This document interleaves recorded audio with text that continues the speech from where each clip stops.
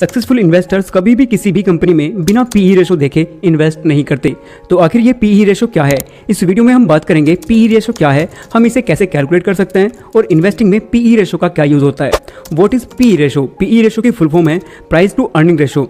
Simple language में PE ratio का मतलब होता है किसी शेयर को खरीदने के लिए आप पर शेयर उसकी एक साल की कमाई का कुल कितने गुना पैसा दे रहे हो। या दूसरे शब्दों में पीई रेशो हमें यह बताता है कि किसी कंपनी से ₹1 कमाने के लिए हमें कितना पैसा देना पड़ेगा। पीई रेशो की हेल्प से हम दो एक जैसी कंपनीज को कंपेयर कर यह पता लगाते हैं कि हमें किस कंपनी में इन्वेस्ट करना सस्ता है और किस में नहीं। पीई रेशो कैसे कैलकुलेट करते हैं? पीई रेशो में पी का मतलब होता है प्राइस ऑफ शेयर एंड ई का मतलब है अर्निंग पर शेयर यानी ईपीएस। पीई रेशो निकालने के लिए प्राइस ऑफ शेयर को ईपीएस से डिवाइड करते हैं यानी PE ratio is equal to price of share divided by EPS.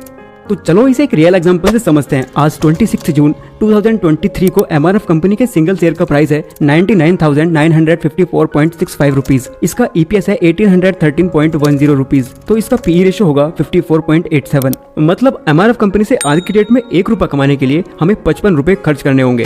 Uses of PE ratio. PE ratio को जनरली इन्वेस्टर्स दो इन्वेस्टमेंट्स को कंपेयर करने के लिए यूज करते हैं। फॉर एग्जाम्पल, आप रेंटल अर्निंग के लिए दो शॉप्स बाय करना चाहते हो। ए शॉप जिसका प्राइस है 10 लाख रुपए, बी शॉप जिसका प्राइस है 12 लाख रुपए। तो अब हमें किस शॉप को बाय करना चाहिए? शायद मेरी तरह ही आप सभी का जवाब होगा शॉप ए, जो कि शॉप बी से थोड़ी सस्ती है। लेकिन यहाँ ध्यान देने वाली बात है, हम कोई शॉपिंग नहीं कर रहे हैं, ये हमारा इन्वेस्टमेंट है और इन्वेस्टमेंट में हम सिर्फ प्राइस देखकर इन्वेस्ट नहीं करते। रिटर्न्स ज्यादा वैल्यूएबल होते हैं। अगर 10 लाख रुपए वाली शॉप से हमें 10,000 रुपए रेंट मिल सकता है और 12 लाख रुपए वाली शॉप से हमें 15,000 रुपए रेंट मिल सकता है, तो इस केस में 12 लाख रुपए वाली शॉप एक अच्छा इन्वेस्टमेंट है। इसी तरह पीई रेशो का यूज सस्ते प्राइस वाले शेयर्स की जगह अच्छी वैल्यू वाले शेयर्स को पहचानने में होता है। लेकिन यहाँ ध्यान रखने वाली बात है, पीई रेशो के आधार पर कंपनियों को तभी कंपेयर करें जब कंपनियां एक ही इंडस्ट्री की हों।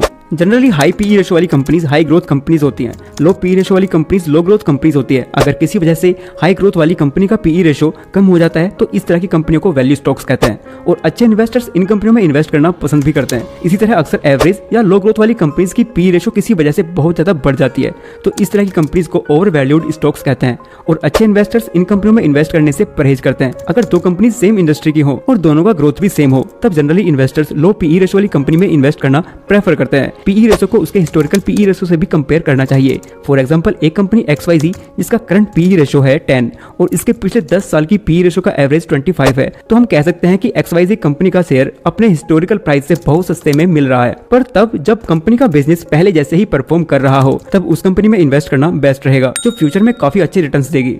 वहीं अगर XYZ कंपनी का करंट पीई रेशो 35 हो, तो हम कह सकते हैं कि XYZ कंपनी का शेयर अपने हिस्टोरिकल प्राइस से बहुत महंगे प्राइस पर मिल रहा है और इस समय इस कंपनी में इन्वेस्ट करना एक बहुत बुरा इन्वेस्टमेंट हो सकता है। इन कंक्लूजन, पीई रेशो एक इंपॉर्टेंट फाइनेंशियल रेशो तो है और हमें इसका यूज संभल कर करना चाहिए। हमें किसी भी कंपनी के पीई रेशो को देखने के साथ साथ उसके लास्ट 4-5 ईयर के ईपीएस ग्रोथ को भी देखना चाहिए और साथ ही कंपनी के हिस्टोरिकल पीई रेशो को भी ध्यान में रखना चाहिए। तभी हम पीई रेशो को यूज कर एक अच्छी कंपनी को ढूंढ सकते हैं। आई होप कि आपको ये इन्फॉर्मेशन अच्छी लगी हो। अगर आपको ये वीडियो अच्छी लगी है तो वीडियो को लाइक करें